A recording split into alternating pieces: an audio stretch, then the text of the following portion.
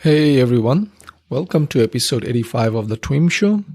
This is your host Sajid Islam, and today I'll be going over the notable news and updates in the digital marketing space from the week of November 29, 2021. So today, first off, we're going to start off with some numbers from Shopify on their Black Friday, Cyber Monday campaigns. Now, before I share that, I want to ask you, or you might be asking in your head, Sajid, why are you sharing these numbers? Well, there is a kind of there is a lesson in these numbers. Number one, these numbers are going to show you the amount of the volume of transactions that happen. And again, Shopify is only one channel, but this should, as a small business owner or someone who's working in the small business world, you will realize that direct to consumer, from B2C is really picking up and it's growing and it's here to stay. And it will give you some ideas on how to best plan your next campaign, whether it's for Christmas, if you still haven't figured out a good campaign strategy, or if it's for the next year, whether it's, Valentine's Day or any other holiday season that's going to come in front ahead of us. Okay. With that, so here are the numbers. On Friday, they did about $2.9 billion. And on the combined Black Friday, Cyber Monday, they did $6.3 billion, right? That's impressive, right? And with about, they did, Shopify didn't do, but purchasers bought from Shopify merchants. And on Friday, it went up to $3.1 million per minute. That's the amount of transactions that happened. 47 million consumers globally purchased from independent and direct-to-consumer brands powered by Shopify. That's what Shopify wrote, and that's powerful, right? And then 70. This is another great number thing you should know, and this should actually help you set the frame of where things are heading. 71% of Black Friday, Cyber Monday sales were made on mobile devices and 29% on desktop. So if you haven't built a mobile first, strategy yet for your website, you are lagging behind. You are losing a lot of the sales, right? That's the other point I wanted to make here. And there is an update later today on Google. We will cover that over in that section. But for now, I just want to focus on Shopify. And the other thing you need to know is the two other things that you need to know before I move away from this topic are, number one, the average cart price was about $101, which is up from last year's Black Friday one, with $90. Roughly. So this again shows consumer confidence and, spending more online and purchasing directly from independent and small B2C brands. Lastly, what Shopify says that, 15% of the orders, 15% of the orders globally were cross-border, right? And the most popular cross-border routes being US to Canada, Canada to US, and United Kingdom to US. So these are some points that you should keep in mind as you plan your marketing campaigns, your business decisions, and hope this helps you. With that, let's move on to the next update for this week. It's LinkedIn. So LinkedIn now has beefed up their creator mode with new features. Number one, it's now creators can do live videos.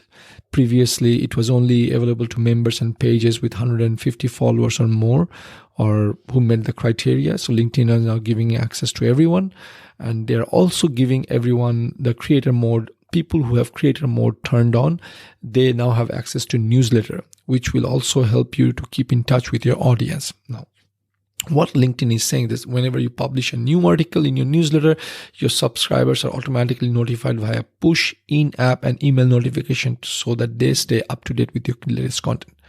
So where is LinkedIn going with this? Number one, live, we all know. Right, there's Facebook Live, there's Instagram Live, and LinkedIn had this kind of, in a beta version, lockdown version. Now it's open to everyone, so I'm not going to get into that. What I want to talk about is this, the newsletter mode, which is great. So, for example, right now, if I publish an article on LinkedIn or even Medium or Substack, I would have to send an extra email to people saying, hey, I have an article. Not so much with Substack, but on a blog or Medium, I have to do that. Now I can publish it in LinkedIn, and I could just basically, LinkedIn is going to do that work, heavy lifting for me. I don't have to worry about email composing and things like that. And I get to focus on what I do best, which is creating my content. I like this. Where LinkedIn is going, it's actually something good that other platforms would not be able to kind of, copy, even though Facebook could, but I don't think Facebook is too big to do that. So LinkedIn has found their niche, and they're staying on it and helping creators create content. And LinkedIn, people are more thought leaders on LinkedIn. So this is going to be great for LinkedIn. So if you haven't checked it out, make sure you do that. The other thing LinkedIn is also saying is they're improving discovery for LinkedIn creators. With creator mode turned on, you'll be eligible to be featured as a suggested creator to follow. That could help you for your on-platform presence and following with LinkedIn looking to highlight relevant creators based on topics and activity to interested users. So for example, if we are always tagging ourselves as Google Ads, hashtag Google Ads, maybe we might get featured one day. Who knows? But I will not hold my breath on that, and let's move on to the next one. The other thing from LinkedIn for this week was LinkedIn has kickstarted the privacy-friendly approaches to data collection and ad targeting, aka first-party data cookie tracking. Which what happened was, if you remember, if you've been following our show, Apple with iOS 14.6 introduced this Apple ATT, which is basically Apple's privacy feature, and that prevented platforms to track users while they were mobile and making transactions and doing things. So LinkedIn is basically coming out with a solution, and this saying we are going to use category based data. We don't have to worry about third party cookie data. It's going to be first party, and you're going to be all good, right? That's a high level. That's what LinkedIn is doing. So for now, what you need to do is you need to enable first-party settings on your LinkedIn Insight tag. That's all you need to know. I don't want to go into the technical details. All you need to know is, whether you understand third-party and first-party data, Apple's ATT and things like that. All you need to do is go into your LinkedIn Insight tag and turn on first-party settings, and everything should work for you, and it will help you get the data that you need to go run your business on. Okay. Next, Twitter this week came out and banned sharing of images and videos of private person without consent. Now, it's a double-edged sword. It's a good thing that people cannot share your private photos, or if you're sitting and people are posting and you don't like it, you could actually take that down. But it's a slippery slope as well. But Twitter, why I say slippery slope is that now people are going to basically bombard Twitter with takedown requests, things like that, and they're going to get busy. But I would like to be more on the safer side. Okay, fine. If I don't want my picture to be somewhere and someone's posting it, I can ask someone to take it down. I can ask Twitter to take it down without feeling helpless. Now, I do want to point out, and Twitter actually went ahead and said that if you are in a public space and with a group of people, then it's not a private photo.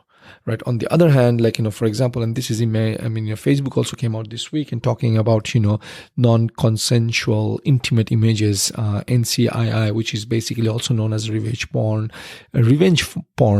where, people posting other people's, not so, intimate, not so.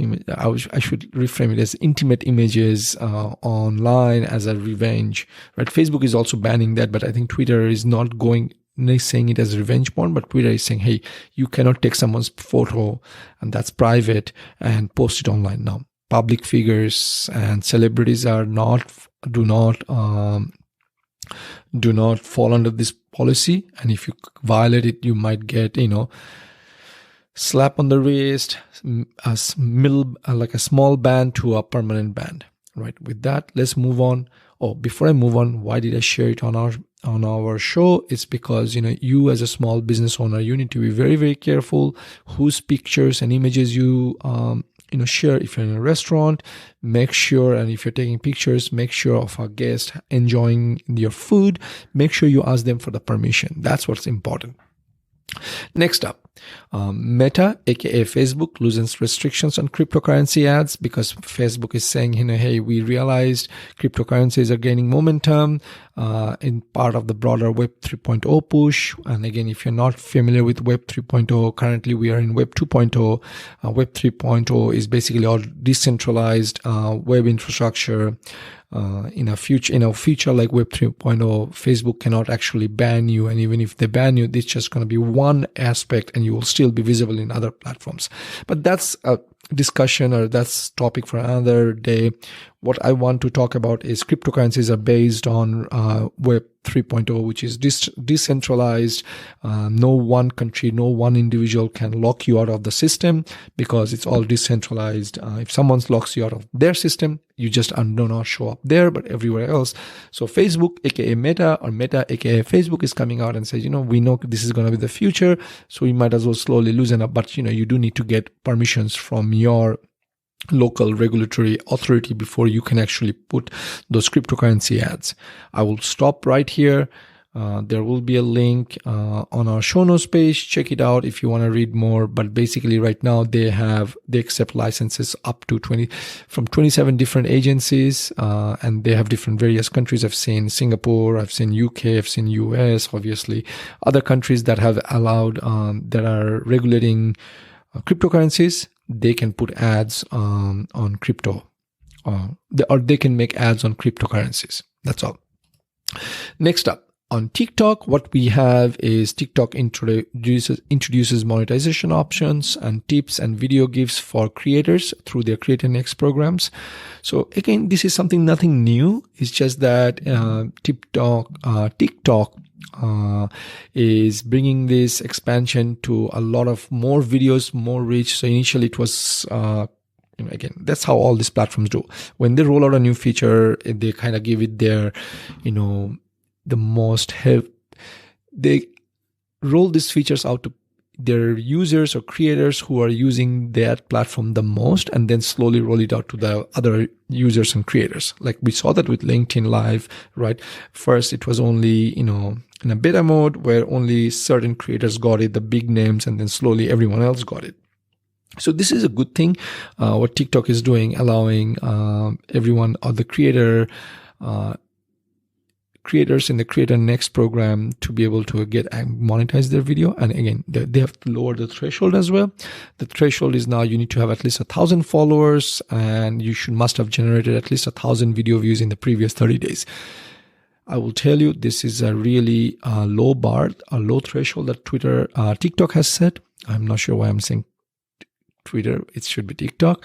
In addition to this, TikTok is also lowering the threshold for use for those who can list their profile in Creator Marketplace brand collaboration platform, which enables businesses to find TikTok influencers to partner with on in-app campaigns. Up until now, creators have required 100K followers to qualify for these listings, but now TikTok is reducing that number to 10,000 followers, which will further expand available opportunities for both users and brands.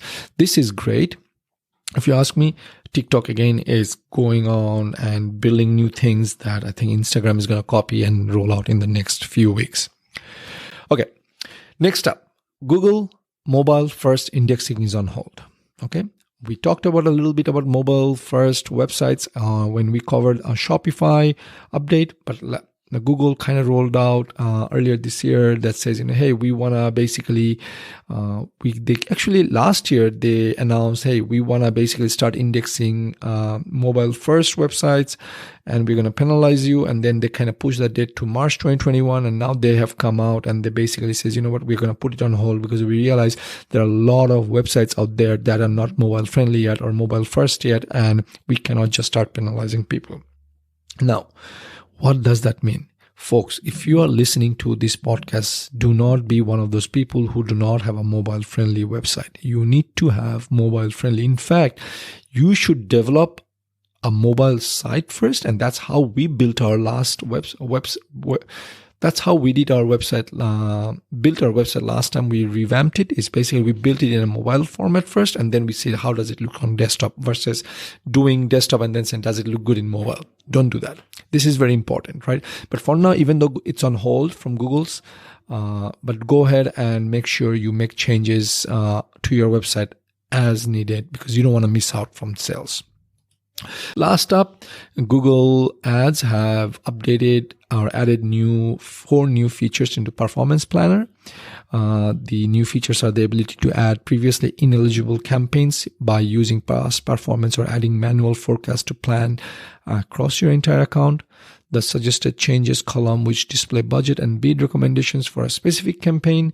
The ability to add second metrics to a performance plan, which may help advertisers understand impacts on performance and beyond their most important metrics. For example, if you create a plan to maximize conversions, you can also now add a column that shows the changes to clicks as well. Fourth, the ability to select a specific time range for historical conversion rate. This enables advertisers to use a historical conversion rate that may be closer to what they're expecting for the plan's date range. Overall, these new features expand Performance Planner's flexibility, making it more useful for advertisers in more situations. Now, advertisers can add campaigns that may have previously been ineligible, enabling them to generate forecasts for those campaigns. Go ahead and check it out. I do plan to make a video showing you a detailed walkthrough of how these features will work out. It is inappropriate and it's actually quite time consuming for me to explain all these features here. I just wanted you to know Google has 4 new good features in Performance Planner. With that, folks, that's it for this week in marketing. Now you know everything to be in the know. If you'd like to read more, make sure you visit our show page where you will find the links to the articles. Once again, this is your host Sajid Islam signing off until next week. Take care. Bye-bye. Thank you for tuning in this week. It was a pleasure to serve you all. Hit the subscribe button so that you remember to sign on next week. Same place, same time for another round of This Week in Marketing.